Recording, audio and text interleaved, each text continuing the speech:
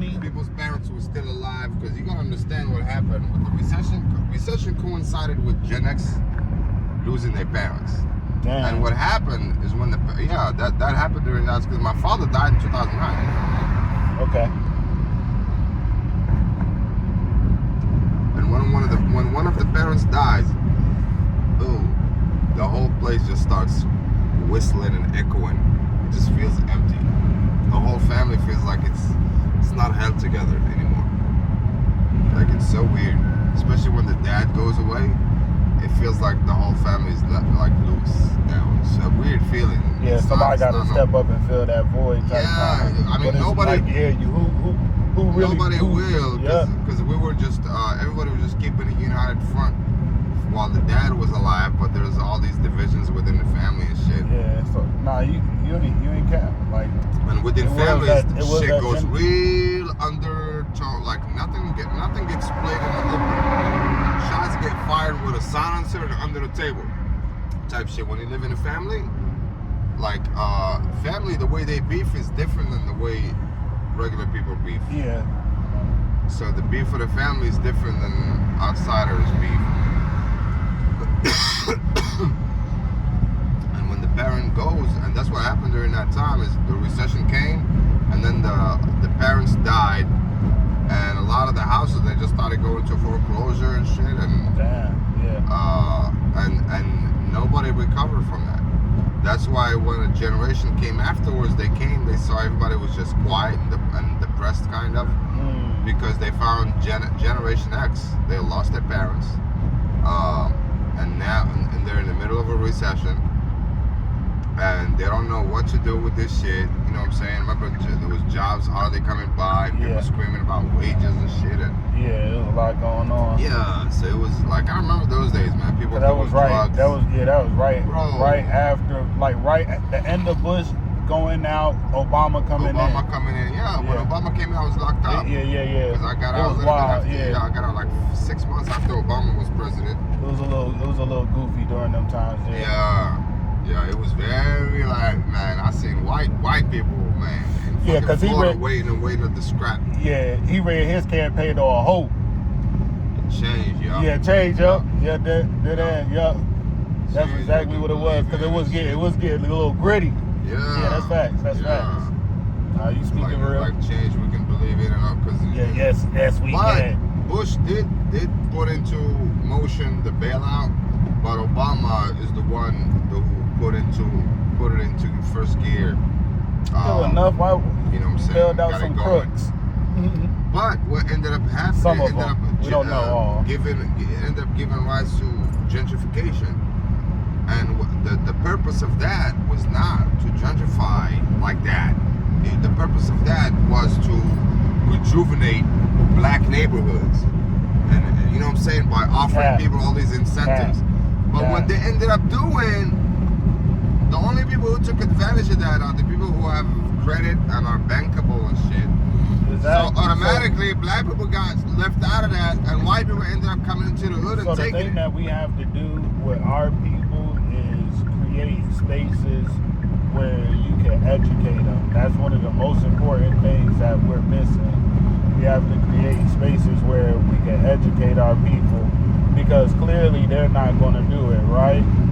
Like, and that's the thing. It's not like, oh yes, it's like what is it? A backhanded compliment? Like, oh yeah, we're going to do this for you. However, if we already know you don't have the ability or the wherewithal to actually ascertain all this information, knowledge, know-how, then what good does it do you anyways? If they're not going to give you access to capital, then all that knowledge, redlining, doing all this, these things. The fact that black folk are not only shut out of banking and the world of capital and the world of banks and access to capital, but also black people and not just black people, Latinos too. Minorities. Do you know that I check whites in America? And that's how I know about this shit. Cause I fucked up $9,000 on my Discover, and I'm not gonna pay shit, just like I did before. Just because of that, I buy real estate and I sell it full price. It's like John McClurkin is selling this shit. It's like John Smith is selling this shit. But in America, if you check black or Latino or something, your real estate value takes a hit just because of that. Yeah. And that's not right. Yeah. Because I'm African. I'm not from motherfucking Europe. I don't even have no European anything. Where I'm from, it's actually the police will fucking take you to jail if they see you talking to white people. No, for real. And in America, I check white. So it's like the best thing to ever happen to an African is to come here and check white. Just for the access to capital. And that's when you realize, oh, that's how they keep the black man small. The access to capital, and also on our fault too. We don't educate ourselves on financial knowledge and how and why debt is sometimes good. Yeah. Debt is not always bad. The bad debt is the non-performing debt. Yeah. But it's all these white people are in debt. Yeah. All these plazas, the shit they own, everything they own is on fucking credit. They don't own nothing cash. And even when they own cash, they cash out and get it on. What they do is a kind of like a two-step rental, which they will create a company, and their company will buy the property, and then they would lease the property from that company, which is pretty much just they become their own landlords. Yeah. And Publix does that. Everybody. All the franchises do that. They park their money. That's how they park their money, and all the lease, because the lease is tax deductible. I'm about to say that's how you save yourself from tax. Yeah, lease is tax deductible, and instead of them owning and paying property tax, their sister company, which is a real estate company, owns the property and builds it up, and then leases it to Publix. So Publix is leasing from itself. Yeah. From its own self. Like they create a company and then they pay that company rent. Because that company owns the land, and they're just leasing. So I'm renting from me. I'm paying me rent. You know what I'm saying? So that's in America. Sometimes you need, like, for me, it was a bug out for me to learn that in America, sometimes in order for you to make money, you need to lose money. Yeah. And what does that mean is that you need to lose money on paper in order for you to make money in real life. Yes. And that's a weird concept. Like where I'm from in Africa. Well, because you have to play into we're cash people. Like you have to play into the illusion. See, America has certain laws that you need to know how to like navigate shit. You can get shit for next to nothing, and sometimes you get shit with equity with it up front. But the people who are just plain consumers who just want to live in America and live comfortable and all that, they just have to know that you cannot live like that. You have to be in offensive mode in order for you to get yours, especially in the real estate game. And real estate, yeah, people might say it's gone, but it's always gonna be here. It's always gonna be a good hedge for your investments against inflation and shit like that. Just something to get. But you have to invest wisely and get the right, you know what I'm saying, like the right investment. And people always use that as a black, and that's how you inherit wealth from generation to generation. White people do that. I mean, rich white people, they properties and shit and trust and but it's not just the fact that they have. It's the fact that they know how the system works, and even they can get out of like prison tomorrow with no money in their pocket and get back in the game just because they know how the system works. Right? Yeah. They know how the shit works. They know how. You know what I'm saying? I seen white guys do heroin and shit, and like, man, this nigga fucked up, and then a year later, this nigga cleaned up. And like Iron Man, Robert Downey Jr. Man, that nigga was a junkie at one point. Though. Yeah, that's right. Living in junkie houses and shit, and doing heroin. Yeah. Fucked up, have a rehab and shit, and then he decided to get his shit together. He was like, you know what? I need to get my shit together. And he stopped, I guess. It looked like the way Robert Downey Jr. looks today nowadays, it looks like he's really biting his tongue on relapsing.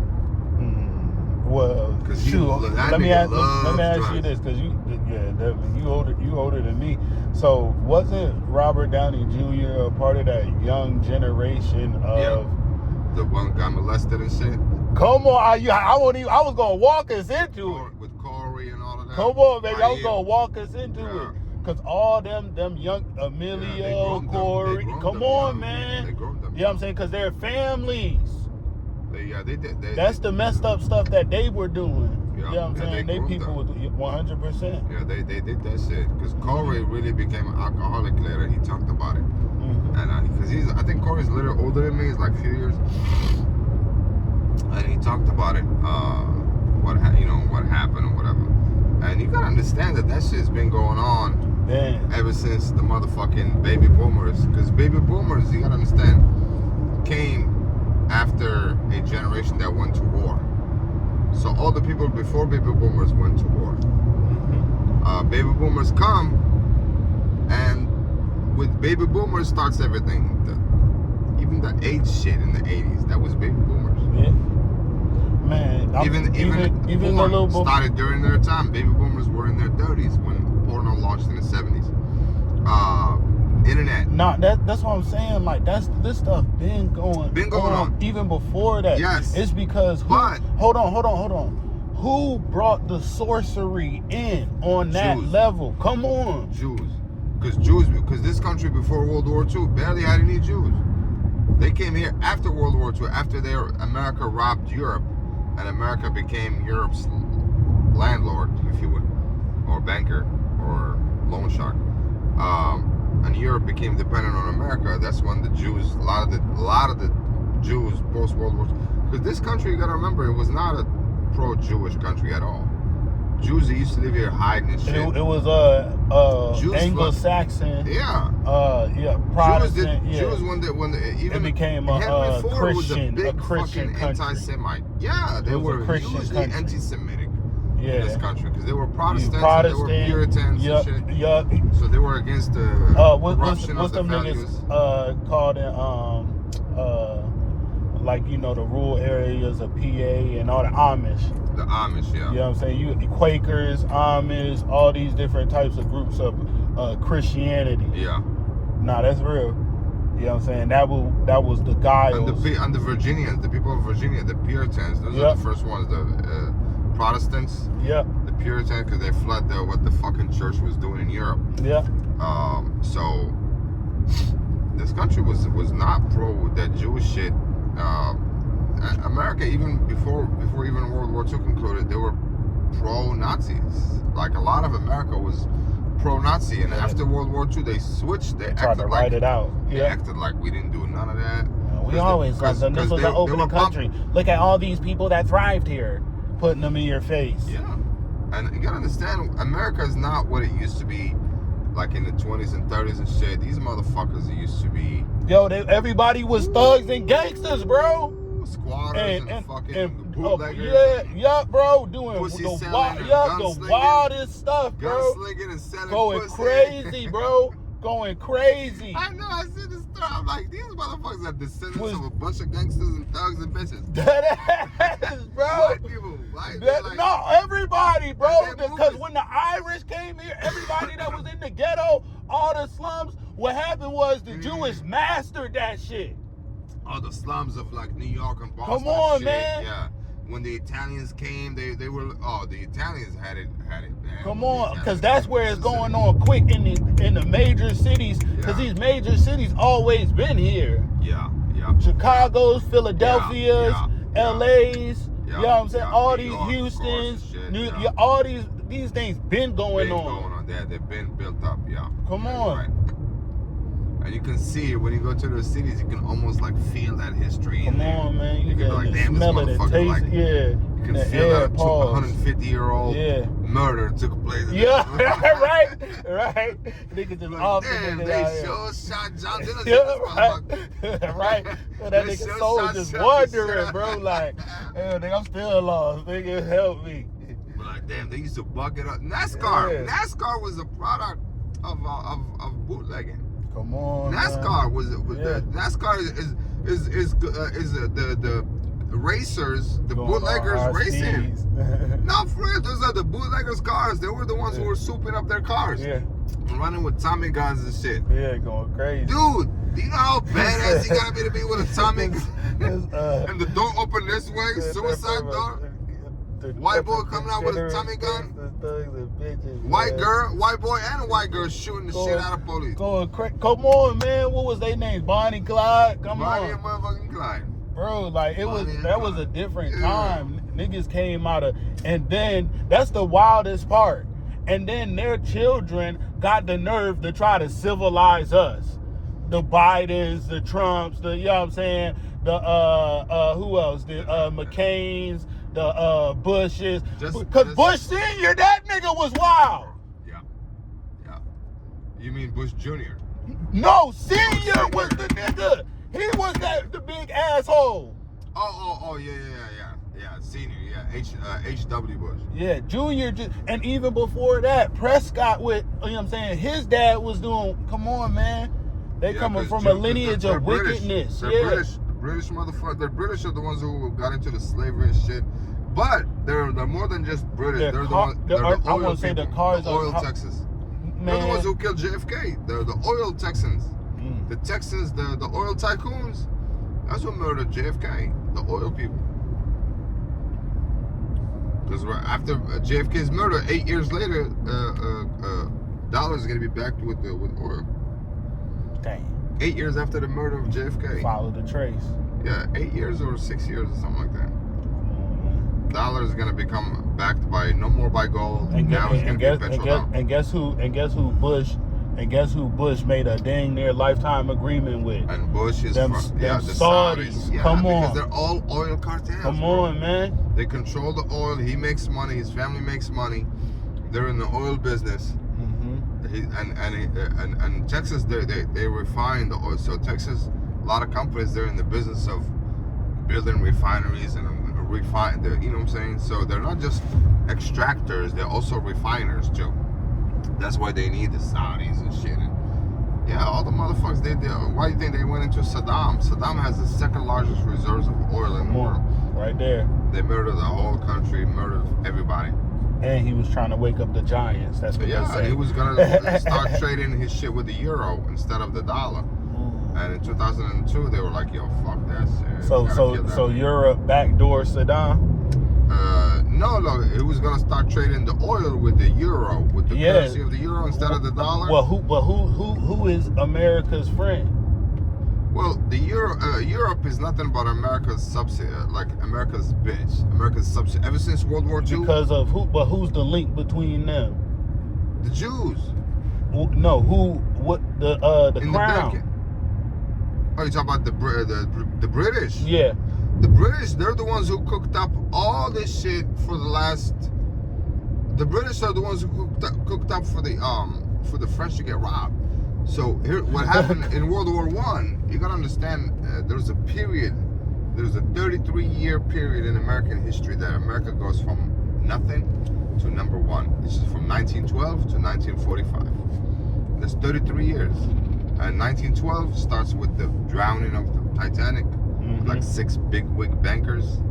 Because they were they're getting rid of all the technology, all the information, all the people that can stop them. 1913, a year later, after the drowning of the Titanic, they go to Jekyll Island and form the Federal Reserve. Yep. 1913. That's a year after they drowned the Titanic with 6 bankers on a bullcrap off day. 1914, a year later, World War I gonna start. That shit is back to back. They're not waiting. When you look at it on the timeline, you be like, holy shit. And then World War II ends. World War I ends 4 years later. What's the outcome? What's the outcome of World War I? Who's winning? The outcome of World War I is it got rid of 4 empires. Yeah. The Ottoman, the Austro-Hungarian, the Russian, and I forgot who was the 4th one. Is it the Serbian? Is it the Serbian? I think the Serbian Empire. So 4 empires are going to take the dust, bite the dust. Germany, along with the Ottoman Empire, they're going to bite the dust. America doesn't like that eventually. So in 1933, Germany elects Hitler with 34% of the vote. 34%, that's it. Germany didn't have no fucking weaponry like that or nothing. Same year that Hitler's gonna go into power, Roosevelt goes into power here in 1933. So 1933, America had the Great Depression. America had no money. America was not the dollar was not the world currency at the time. It was other Europe, and at the time, America was suffering more than Europe. Europeans weren't suffering. They had money. They had gold. So America was like, there's no fucking way in hell. We need to bump up Hitler. So America started bumping up the Hitler regime with weaponry, along with Britain, giving them fighter jets, giving them the weaponry. America established, GM and Ford established plants over there. That's why a lot of people end up coming over here, because they were probably already working with them in a sense. No, America pumped Nazis to rob Europe, to rob all the gold, and then America went in the end, got the gold supposedly, and America came and became number one. How the fuck?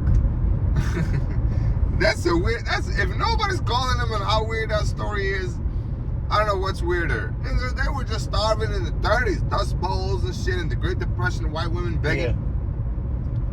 Yeah. And 45, they're gonna come back with, they're gonna become the world's richest country.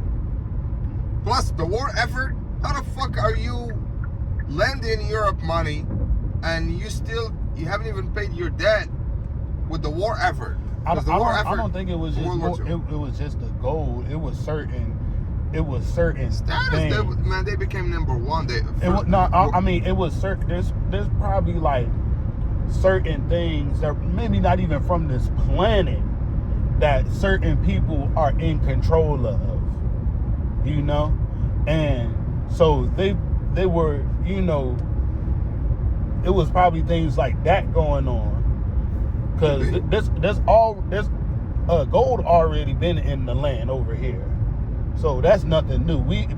America is one of the richest natural resources, one of the richest countries that has natural resources. All types of everything. Yeah. So, and America feeds the world. It's always been like that. So, but when you go back to the 30s, you find that's why I out say it had to been something else. It won't just. It was, yes, gold. Also, maybe the type of gold, or even just it was something otherworldly. It won't just, because look at all that technology boom going on, and then things just stop. Then boom, Hiroshima get bombed. Well, yes. Look, okay, I'm glad you said that. Look at Europe. Europeans used to own fucking countries in Africa and Southeast Asia, in Latin America. They used to have countries under their command, and overnight, Europeans and their colonies, they both became customers of America. That's what America did. That's what the benefit of World War II did to America. Is they turned both the European colonizers and their colonies, they both became America's customers at the IMF and the World Bank. America owns 17% stake in the IMF and the World Bank. 17%, which is just enough stake for them to control shit.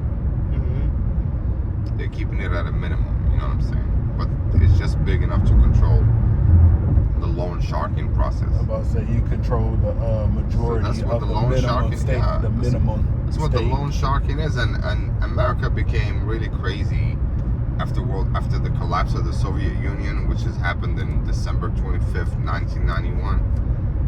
After that, America just went on a murder spree. Because they weren't checked. They became the big dogs. And nobody was checking them. Yeah. So they talking shit, talking. Because you think about it, that's when they had Carter in office. This nigga is really just a prop. Oh, Jimmy Carter. Yeah. After Bush, it was really all puppets, and Bush was really controlling what's going on. Wait, Carter left in 81. No, it was Clinton. Hold on. Clinton. Who came in 90? Because what would have been every 4 years? 92 to 2000. All these niggas was props, bro. Everything after Bush was props, bro. Then eventually his son get in office. Not how long? Maybe like a 20-year span. because the president doesn't really make decisions out of his own ass. The president of the United States has to follow certain bigger powers, bigger than him and bigger than even the office of the United States. He has to bow down to them. Yeah, so if it's a family thing, who's the biggest family in America at that time through this period? What period? We're talking about all the way from, we'll say, the opening of the century, the 1900s, you know what I'm saying, up until the closing of the century, or the closing of the 2000s. You got a lot of families, like 100%. However, who do these niggas? Most of these, it's a big dog, and then this big dog go over with the European niggas and the other niggas. Oh, we've been. It must be going through it. The only Europeans who vibe, the only Americans who vibe with the Europeans are the ones from English-speaking countries and mainly from England. So it's the reason if you're from England originally and you want to go back home, there's no language barrier. But everybody else has to come here and everybody speak English. Speak English, bro. Nobody speaks English. You could go everywhere and speak English. That's why white English Christians, they have the easiest identity in America because they didn't lose anything. So everybody else left the language behind. Who are these families? One of them gotta be the Bushes and the Kennedys, because these motherfuckers are from English-speaking places back home. And then eventually, they didn't change the language. That's why I said these. I was not trying to say Khazars, but these niggas is essentially Zionists. Because then you get into the Rockefellers, all these barons. You know what I'm saying? These robber barons. You know what I'm saying? The Carnegies, the Morgans. You get into all these different barons who are Zionists. Yeah. You know what I'm saying? And then you get with the Bushes. You know what I'm saying? Because all these people went to, or some of these people went to where? Yale. And are members of these different organizations. Because these people are rich. Of course, rich people. Of course, they're gonna go. They're gonna go to communities. He said, "What you doing? Going to your local tech?" I'm just gonna do a year and a half. Let me get my GED first. Man. No, of course he's gonna be like, well, either Yale or Harvard or Princeton or Stanford. Come on, man, and all these the Vanderbilt, freaking come on, bro. All these they lost money. They lost their money though. The Vanderbilts, they lost a lot of their money. Man, they didn't lose all that. They did prop. They just changed their name and propped the young nigga up, Jonathan or Anderson Cooper, to control media. Oh no, I mean, the Vanderbilts. No, they really had a family reunion in the 1970s. Come on, bro. 73. What? Come on. And only one of them was a millionaire. For sure. The rest of them, none of them was. For sure. However, do you think that these other people are just gonna let these niggas fail? Once again, they just changed. They did what they've been doing. Change the name, put another person in the prop. You know what I'm saying? Give the wealth to that person, and then they distribute it through multiple families later on. You know what I'm saying? However, it still goes to the same top. Yeah, because they're the ones who. You know what's the relationship between Jews and these people? What's that? It's from all the way dating back to when the church ran Europe. According to the church teachings in the Bible, usury is illegal. Come on, bro. So the Jews were always their bankers, the bankers for the Christians. Because the Christians, they're like, well, we don't deal in usury and interest, but it's okay for the Jew to do it. Yeah. So we're gonna have him do that. So that's how the Jew became the Christian man's favorite pet. Yeah. Because and then they allowed them because they were. Once again, they were the all these niggas would now what did it, or I can't even get it out. Now what do these niggas have in common on a higher spiritual level? These niggas follow Luciferian doctrine. Then you get into kind of like almost like a Machiavellian. It's very Machiavellian. You know what I'm saying? You know, are you familiar with Machiavelli? Machiavelli teaches that it's good to be opportunistic, and you know what I'm saying. Just pretty much everything that goes against the teachings of Islam or the teachings of. Because who were they fighting the whole time?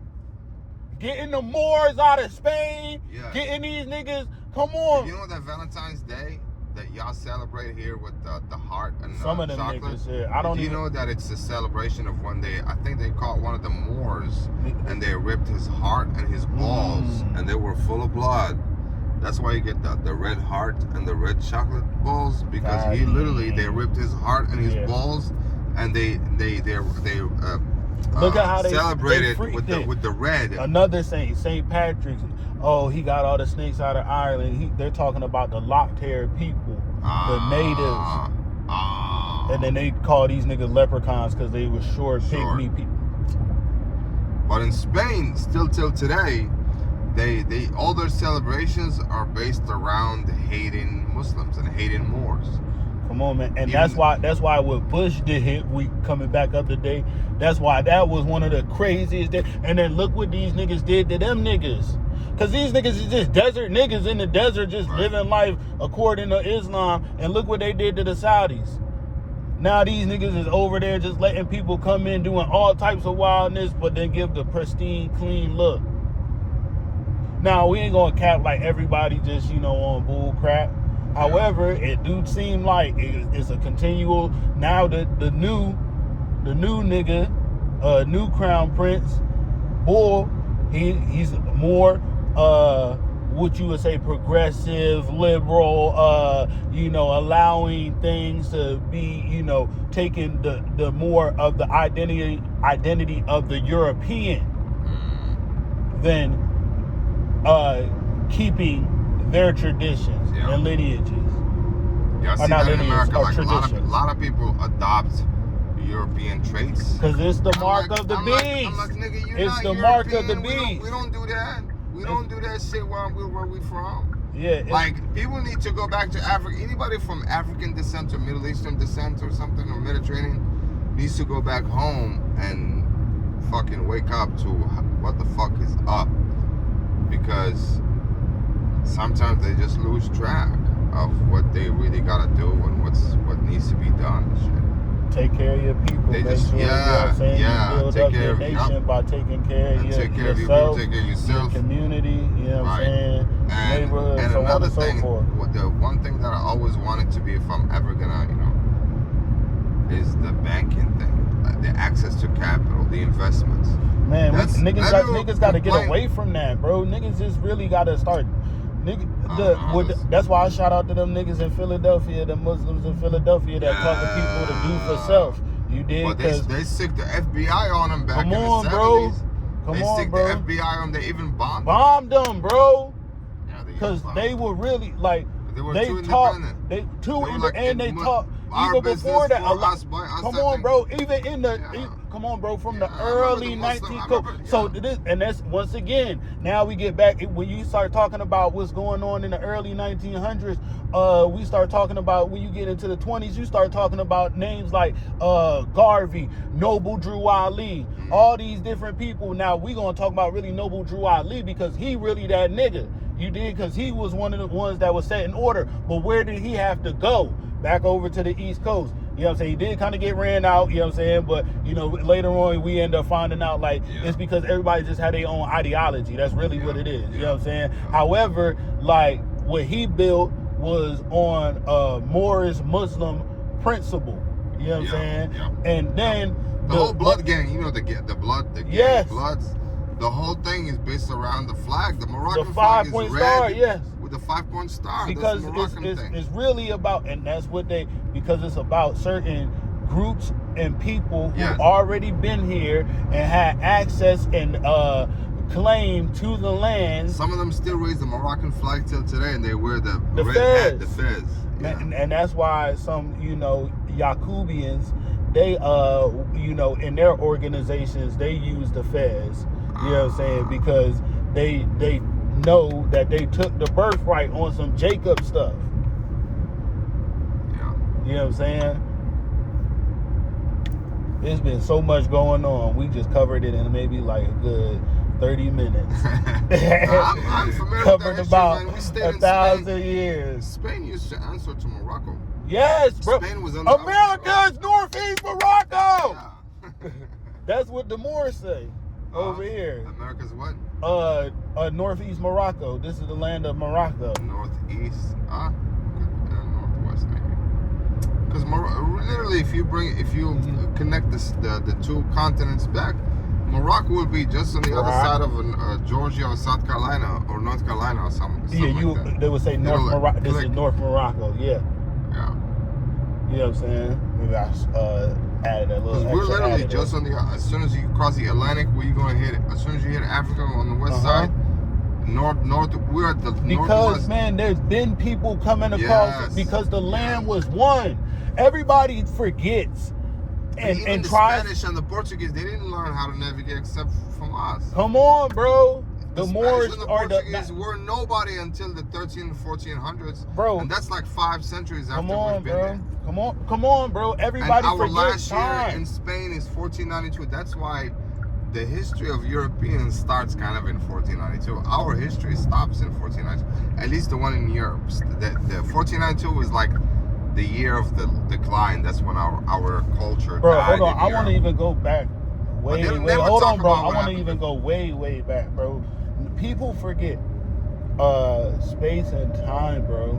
Yeah. The technologies that's going on, the different inventions, the different ideas, the different ways to do things. Yeah. Nothing is new under a sun.